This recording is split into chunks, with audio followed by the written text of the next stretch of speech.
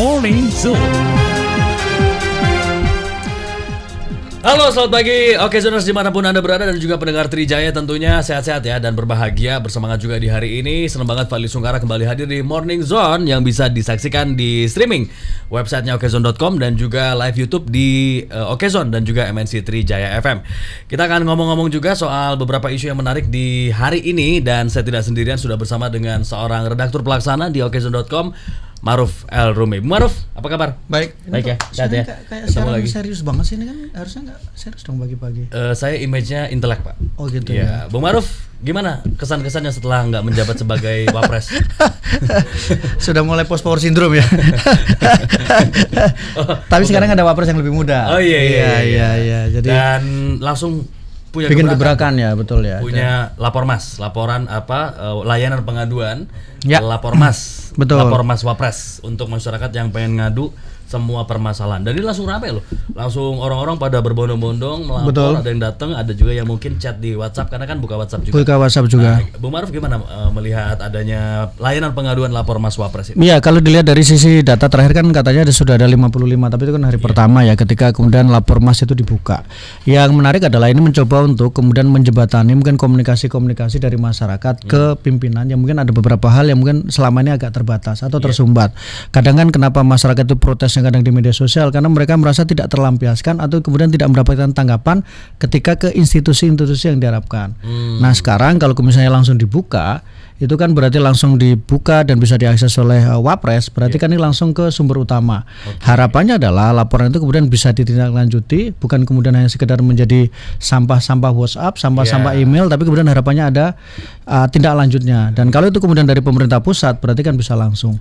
Meskipun ini bukan hal yang baru sebenarnya, Fadli. Kalau kita tarik ke belakang kan waktu itu Presiden Susilo Bambang Yudhoyono juga pernah membuka, bahkan beliau sempat membuka langsung nomor WhatsApp-nya.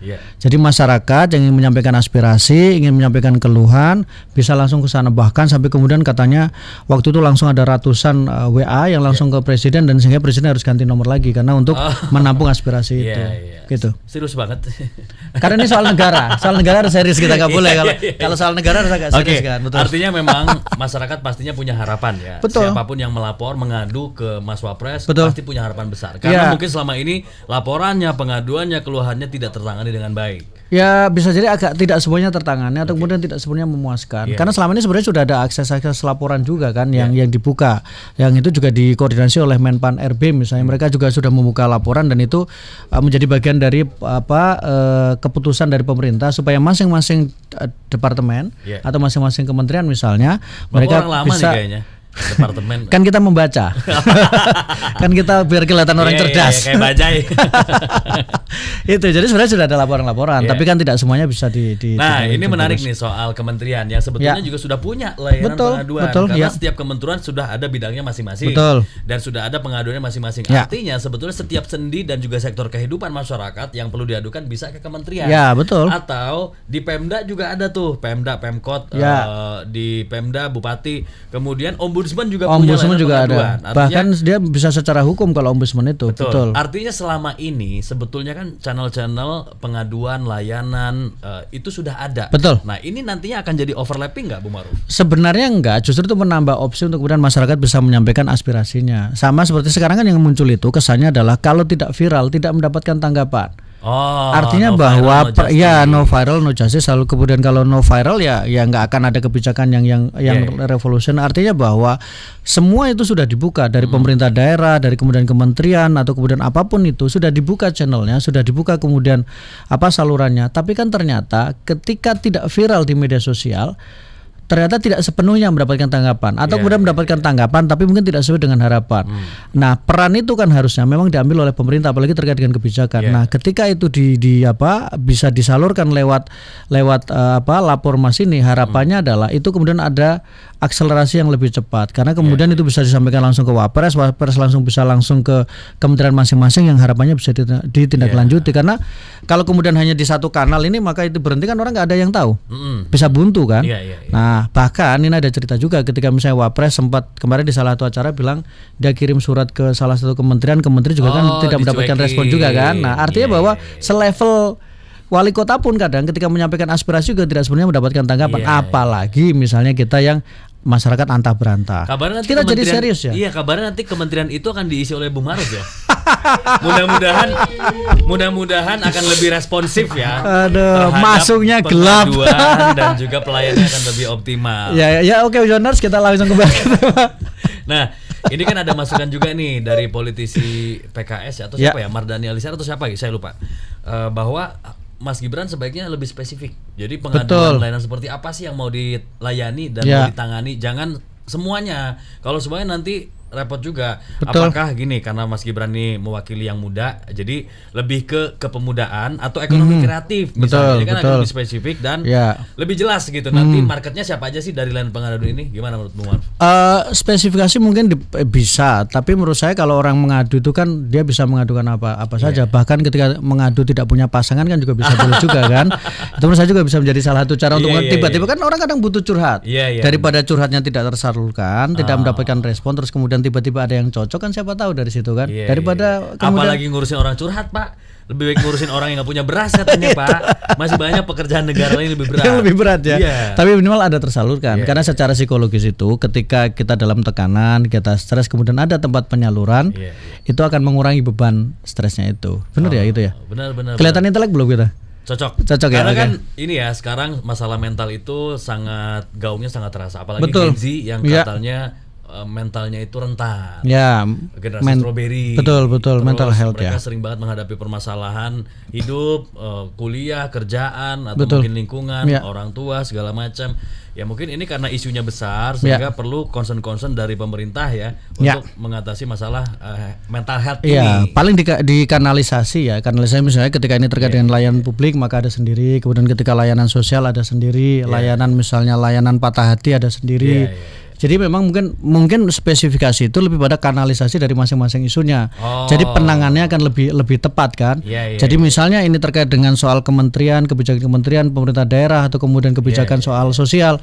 Ini kemana nih jalurnya? Nanti tinggal dipindah dipisah-pisah, baru situlah nanti responnya seperti apa. Dan menurut saya yang paling penting menurut saya adalah bahwa Mas Menteri mungkin kalau bukan kemudian spesifikasi tapi lebih pada berapa lama deadline atau kemudian seberapa cepat respon itu ditanggapi oleh apa yang mereka yang ditugaskan. Misalnya ada persoalan pengaduan ini, kira-kira masyarakat akan mendapatkan jawaban itu berapa lama? Itu mungkin bisa menjadi SOP, itu akan menjadi lebih tepat. Jadi jangan kemudian seolah mengadu, melapor tapi kemudian kita tidak tahu arahnya mau kemana. Betul, kayak misalnya mereka juga butuh kepastian. Betul, kayak misalnya kita ke customer service misalnya, kan kita harus misalnya ke salah satu penyedia alat telekomunikasi, kita yang sampel aja ya, karena kita berdasarkan pengalaman. Ketika kita mengadu, mereka langsung bilang, oke Pak, kita tanggapi aduannya, kita terima, nanti nomor aduannya sekian, nanti dalam waktu 3 hari, maksimal 3 hari, pengaduan Bapak akan kita tangani. Artinya kalau dengan ada itu kita punya standar nih, SOP-nya seperti apa. Jadi nggak nunggu lama, jadi tidak berteka-teki. Jadi nanti harapannya dengan begitu benar-benar ini tidak kemudian menjadi hanya gimmick ini politik. Maaf ya, kemudian hanya menjadi keranjang sampah untuk aduan. Atau jangan menjadi gimmick politik aja. Apapun itu menurut saya ketika bicara soal politik kan semua cara dilakukan. Bukan dilakukan artinya bahwa itu bisa menjadi salah satu cara bentuk bagaimana pemerintahan baru ini mulai bekerja dengan mencoba menyerap aspirasi karena masyarakat. Ada anggapan ini upaya untuk memoles Mas Wapres untuk maju 2029 nanti, entah jadi apa ya. Tapi ini niatan baik. Kalau niatan baik kemudian itu bagian dari kampanye kan menurut saya semenjak pulang dari Tanah Suci lebih bijak dan lebih berpositif thinking gitu. Iya, karena ini kan pendengarnya segmennya luas ya. Jadi kita harus menjaga segmentasi. Tapi betul menurut saya itu. Jadi yang paling penting adalah ini jangan kemudian hanya seperti yang lalu-lalu, kemudian tidak ada tanggapan. Tadi kan sudah dikatakan sebenarnya sudah banyak kanal nih, tapi kok kenapa harus ada lagi? Sehingga ini harapannya ketika masuk ke sana, oke Bapak, laporannya 3 hari kita tanggapi. Kalau enggak nanti silakan tanya lagi. Jadi nanti ada lanjutan. Ini overlapping presiden, wewenangnya presiden nggak sih? Karena kan sebenarnya Wapres tuh nggak punya program, nggak boleh punya visi. Yang ada visi program presiden. Betul. Gitu. Dan itu kan sudah ditegaskan. Niat yang baik kan harus juga dilaksanakan dengan cara yang baik. Betul. Harus ada regulasinya. Nah ini bertentangan nggak nih dengan tata negara, dengan regulasi undang-undang? Ya pasti kan sudah dikomunikasikan dengan presiden. Setiap ketika dalam satu kesempatan kemudian Mas Wakil Menteri mengatakan bahwa hanya ada satu visi yaitu visi presiden, berarti semua yang dilakukan tentunya sudah komunikasi dengan presiden. Ah. Gitu. Jadi itu tidak perlu kemudian terlalu diperdebatkan. Yang penting adalah niatan baik untuk kemudian semuanya bisa mendapatkan hasil yang positif. Cuman mungkin itu tadi catatannya. Jadi berapa lama akan betul, ditanggapi, masuk atau tidaknya, bisa dilayani atau enggak, itu harus ada kepastian ya. Betul.